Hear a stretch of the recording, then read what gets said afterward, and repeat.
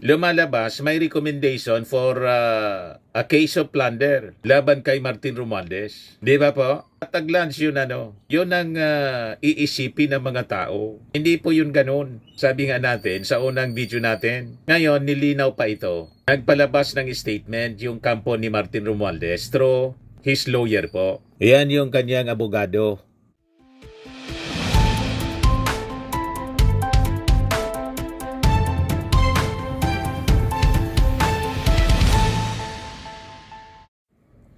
Hello po mga kababayan, si Dante Maravillas. Yung kampo ni dating Speaker Martin Romualdez, nag-react na mga kababayan ngayon tungkol doon sa papreskon kaninang umaga ni DPWH Secretary Vince Dizon about the 87 individuals recommended charges of plunder, malversation, anti-graft, bribery, and others. Nasabi niya managot ang dapat managot.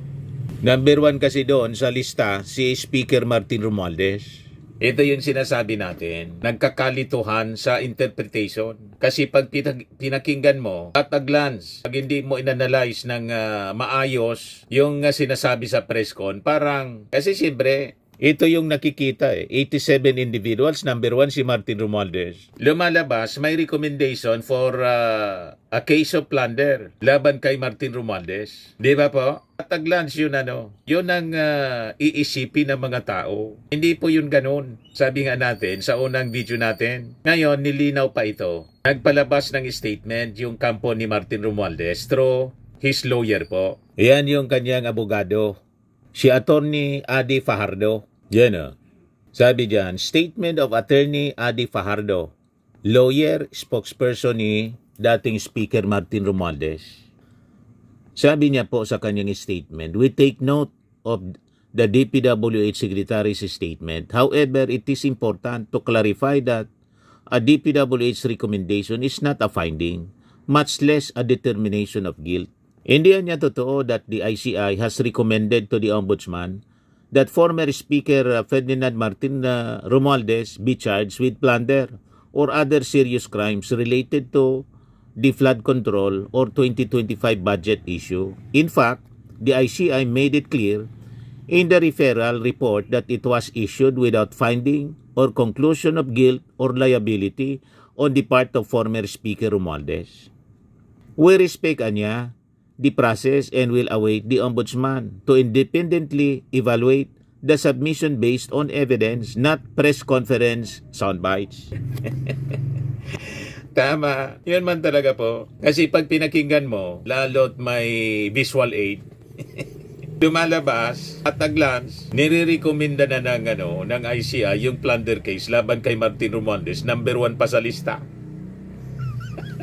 Dagdagan pa ng caption ng ABS-CBN. In his year-end press conference, Secretary Vince Dizon said the DPWH has recommended criminal and administrative charges against a total of 87 individuals, including former House Speaker Martin Romualdez, in relation to the flood control corruption scandal. O, di ba? Number 1 sa lista si Martin Romualdez. Mali po yung ganon na pagkaunawa. Kaya sabi ng kanyang abogado, wala man anyang plunder case, no guilt. Romualdez camp rebukes claim over flood control. Former Speaker Ferdinand Martin Romualdez camp rejected attempts to pin plunder and other serious crimes on him, underscoring the Independent Commission for Infrastructure, ICI itself, made clear its referral to the Ombudsman was issued without finding or conclusion of guilt or liability. That is exactly, mga kababayan, yung sinasabi natin kanina. May mali siya po yung press con.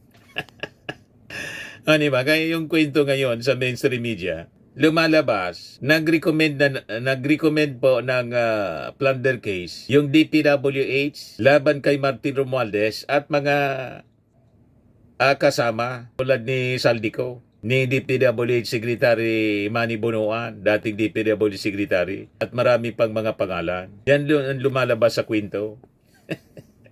Mali po yon. Kaya sabi dito sa paglilinaw ni Attorney Fajardo sa kanyang statement, abogado at saka spokesperson ni Martin, yung statement niya attributed to the DPWH should not be misconstrued as proof of wrongdoing. We take note of the DPWH Secretary's statement. However, it is important to clarify that a DPWH recommendation is not a finding, much less a determination of guilt, sabi po ni Fajardo.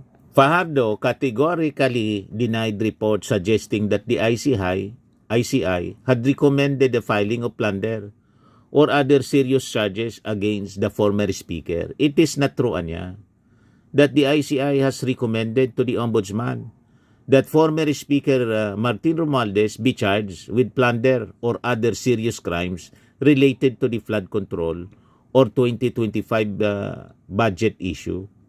Yan mismo yung sinabi natin. Wala man pong recommendation na ganon. On the contrary niya, sabi ni Attorney Fajardo, the ICI itself underscored the absence of any adverse conclusion against Romualdez in its referral to the Office of the Ombudsman. In fact, the ICI made it clear in the referral report that it was issued without finding or conclusion of guilt or liability on the part of former Speaker Romualdez. Fajardo said Romualdez respects institutional processes and it's confident that the Ombudsman will assess the matter independently and fairly. We respect due process and will await the Ombudsman to independently evaluate the submission based on evidence, not press conference soundbites. Yan po yung malinaw. Yan po yung original report nito sa Inquirer, November 25, ICI, no finding of guilt versus Romualdez in Ombudsman referral. Pagdating sa press ko ng DPWH ni Secretary Vince Dizon, parang lumalabas may recommendation na file ng plunder case si Martin Romualdez at mga kasama. Wala man pong ganon. Isinama kasi si Martin Romualdez doon sa lista, number 1 pa.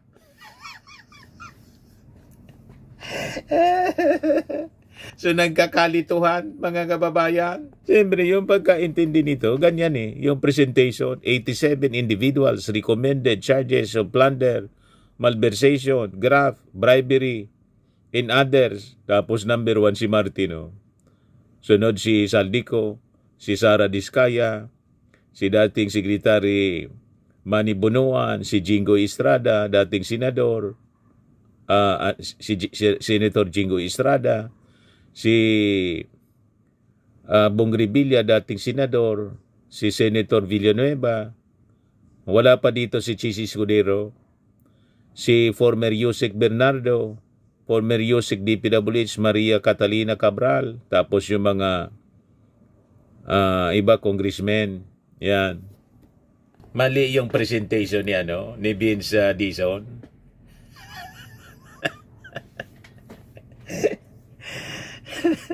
Mali yung papresko niya, mga kababayan. Parang ginagawa ito ni Vince Dizon to appease the public. Kasi, di ba, sinabi kasi ng ating Pangulo na before Christmas may mga makukulong na. So yun, mga kababayan, napakalaki ng pressure. Lalo yung mga nakakulong, sabi ng mga critics kasi, mga sapsap, puro mga sapsap at saka dilis. Kaya gusto nila na ma-appease yung clamor ng publiko at yung mga critics po. Pinipilit na isabit si Martin Romualdez. Pinapalabas, mga kababayan, may recommendation ng na plunder case kay Speaker Martin kasi pag si Speaker Martin masasabing big fish. Yan ang linya ng mga propagandista, mga kababayan. Yung DPWH. Pag kayong magpagamit sa propaganda ng mga dilawan at mga DDS lalo.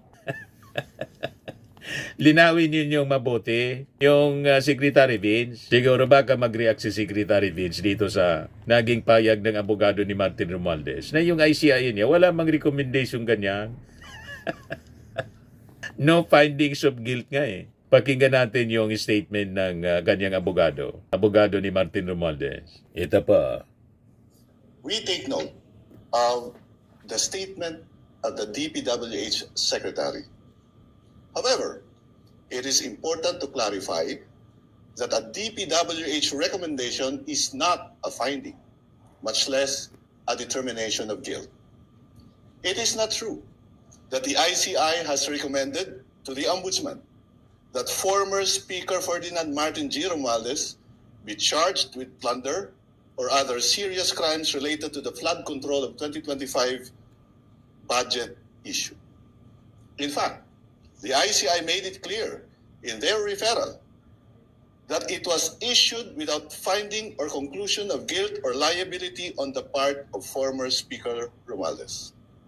We respect due process and will await the Ombudsman to independently evaluate the submissions based on evidence, not press conference soundbites. May konting may konting banat na yung kampo ni Martin Romualdez. Parang namimiyasa kasi niya kayo. Sa pagpapapreskon. At yung facts, parang binabaluktot ninyo. Di ba po? So yun ang paglilinaw mga kababayan. Maliwanag na po. Walang nirekomendang plunder case laban kay Martin Romualdez. Kay Martin Romualdez lang. Pero yung iba, mayroon siguro. Kaya lang sinama yung pangalan ni Martin. Wala pong walang adverse findings laban kay Martin Romualdez. Yan ang malinaw po. Yung ICI, yan ang ibig sabihin natin. Okay po, malinaw na.